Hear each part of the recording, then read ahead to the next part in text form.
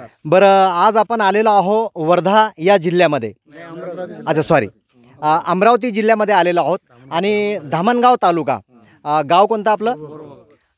बोरवगड. तर आज आपण जाणून घेणार आहोत कपाशी या पिकामध्ये धन्वंतरीचं RPS 76चं व्यवस्थापन कसं केलेलं आहे. तर आपण शेतकरी बांधव जे आहेत त्यांचं संपूर्ण नाव आणि तुमचा पत्ता. माझं नाव संजय चंपतराव कोल्हे, गाव बोरवगड, तालुका धामणगाव, रेल्वे, जिल्हा अमरावती. अच्छा.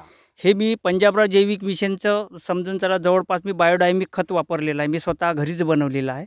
त्याच्यानंतर मी याच्यावर जीवामृत, तरल खत आणि अमोनिया जे अंड्याचं बनवलेलं होतं ते याचे फवारे, आणि त्याच्यासोबत मी RPS 76ची 3 फवारे घेतली. धन्वंतरीचं RPS 76 3 फवारे घेतले.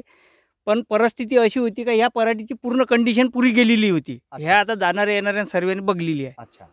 आणि सर्वजण मला हसे का हे पराठी आता तुले यंदा काही कापूस होत नाही. पण मला जवळपास आता या पराठीचा मला 8 क्विंटल कापूस निघाला आजच्या तारखेत. अच्छा, निघालेला आहे. अच्छा, म्हणजे 8 क्विंटल कापूस तुम्ही घेऊन बसले? हो, 8 क्विंटल कापूस मला घरी ऑलरेडी तयार आहे. म्हणजे जी कपाशी गेल्यात जमा होती हो त्या कपाशीमधनं तुम्ही आता 8 क्विंटल कापूस काढलेला आहे. आणि अजून पक्क्या बोंड्या आणि पाते सुद्धा लागत आहेत.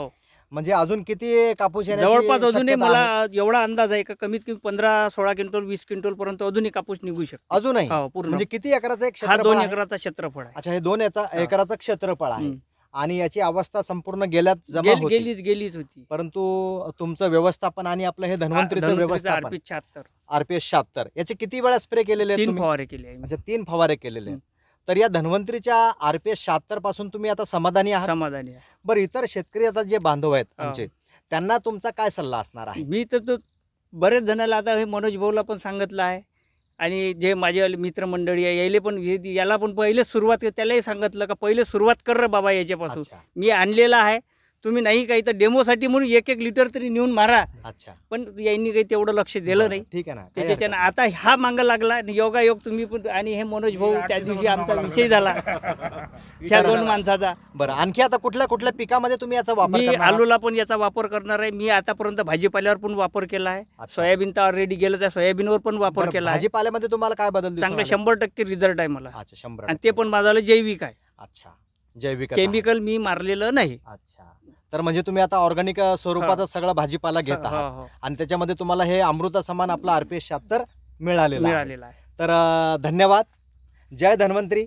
जय धन्वंतरी. जय धन्वंतरी.